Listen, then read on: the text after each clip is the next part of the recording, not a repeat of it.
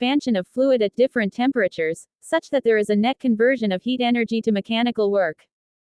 More specifically, the Stirling engine is a closed-cycle regenerative heat engine with a permanently gaseous working fluid.